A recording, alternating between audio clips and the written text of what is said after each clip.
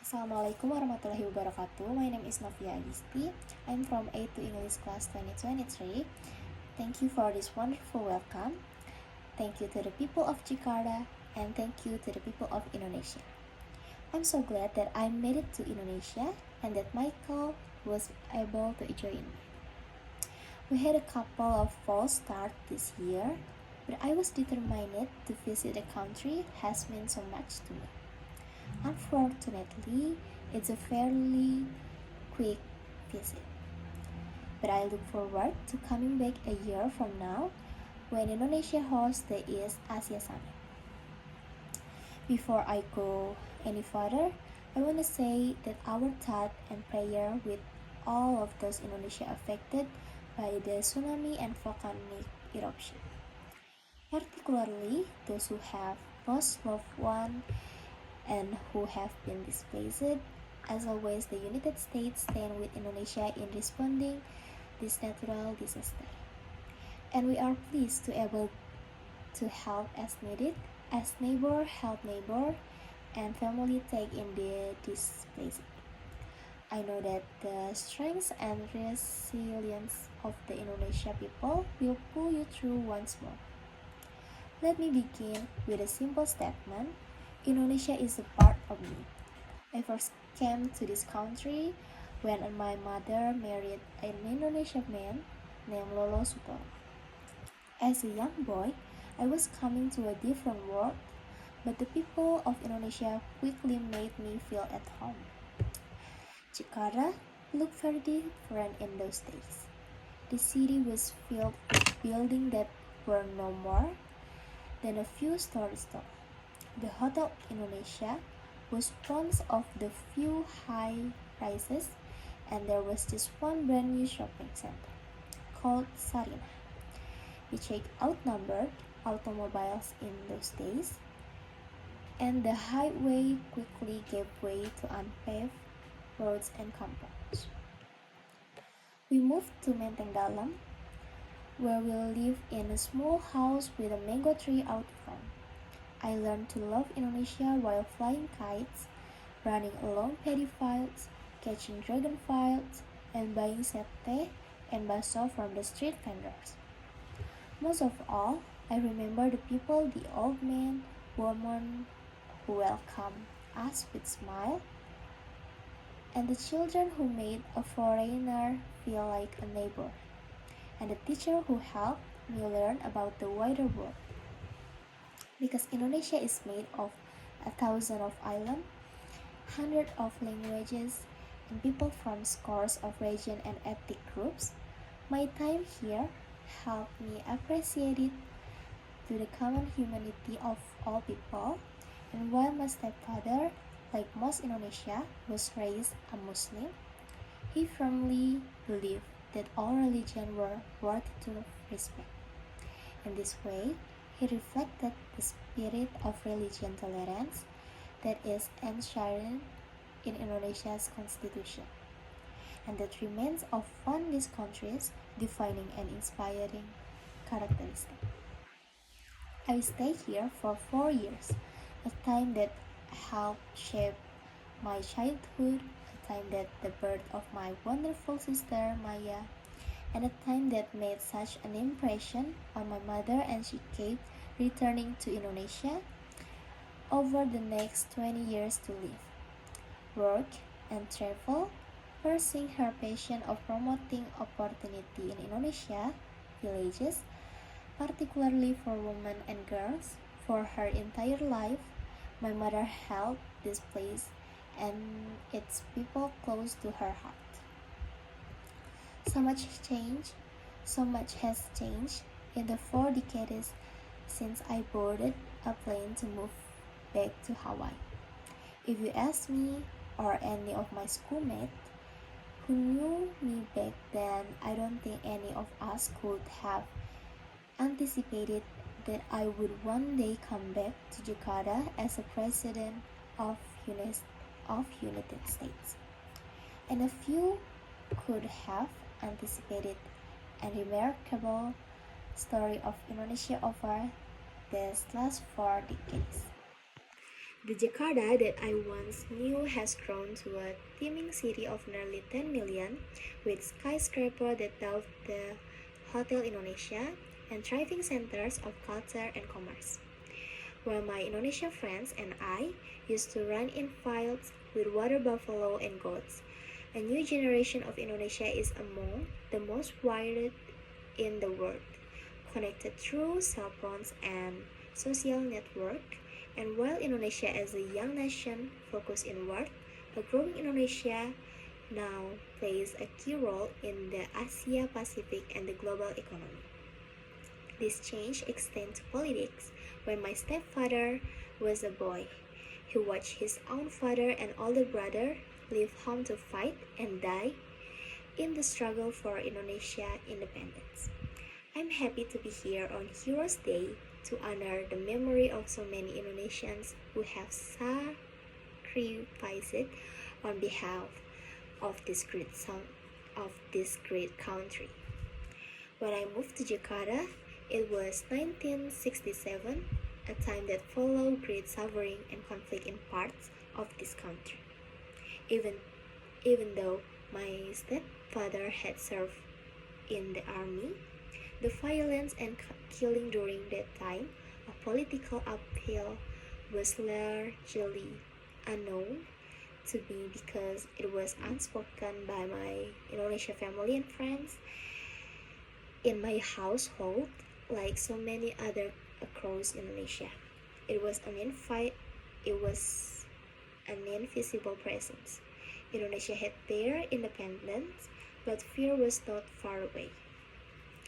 In this year, then, Indonesia has charted its own course through the extraordinary democratic transformation from the rule of an iron fist to the rule of the people. In recent years, the world has watched with hope and admiration as Indonesia embraces the peaceful transfer of power and the direct election of leaders. And just as your democracy is symbolized by your elected president and legislature, your, demo- your democracy is sustained fortified by its check and balance. A dynamic civil society, political parties and unions, a vibrant media, and engaged citizens who have ensured that in Indonesia there will be no turning back. But even as this land of my youth has changed in so many ways, those things that I learned to love about Indonesia, that the spirit of tolerance that is written into your constitution, symbolized in your mosque and church and temples, and embodied in your people still lives on. Bhinneka Tunggal Ika, unity in diversity. This is the foundation of Indonesia's example to the world. And this is why Indonesia will play such an important role in the 21st century. So today, I return Indonesia as a friend, but also as a president who seeks a deep and enduring partnership between our two countries. Because of vast and diverse countries, as a neighbor on other side of the Pacific, and above all the democracies and United States and Indonesia are bound together by shared interests and shared values. Yesterday, President Yudhoyono and I announced a new comprehensive partnership between the United States and Indonesia. We are increasing ties between our government in many different areas. And just as importantly, we are increasing ties among our people. This is partnership of equals grounded in mutual interest and mutual respect. With the rest of my time today, I'd like to talk about why why the story I just told, the story of Indonesia since the day when I live here, is so important to the United States and to the world. I will focus on the three areas that are closely linked and fundamental to human progress, development, democracy, and religion. First, the friendship between the United States and Indonesia can advance our mutual interest in the development. When I moved to Indonesia, it would have been hard to imagine a future in which the property of my family in Chicago and Jakarta would be connected. But our economies are new global, and Indonesia have experienced both the promise and perils of globalization, from the shock of the Asian financial crisis in the 1990s to the million lifted out of poverty. What that meant and what we learned in the recent economic crisis is that we have a stake in each other's success. America has a stake in an Indonesia that plays its rightful role in shaping the global economy. Gone are the days when 7 or 8 countries could come together to determine the direction of global markets. That is why the G20 is now the center of international economic cooperation, so that emerging economies like Indonesia have a greater voice and bear greater responsibility. And through its leadership of the G20's anti-corruption group, Indonesia should lead on, on the world stage and by example in embracing transparency and accountability. America has a stake in Indonesia that pursues sustainable development because that way we grow will determine the quality of our life and the health of our planet. That is why we are developing clean energy technologies that can power industry and preserve Indonesia's precious natural resources. And America welcome your country's strong leadership in the global effort to combat climate change. Above all, America has a stake in the success of the Indonesia people. Underneath the headline of the day, we must build bridge between our peoples because our future security and prosperity is shared. That is exactly what we are doing by increased collaboration among our scientists and researchers, and by working together to foster entrepreneurship. And I am especially pleased that we have committed to the double number of Americans in Indonesia. Students studying our respective countries, we want more Indonesian students in our schools and more American students to come study in this country so that we can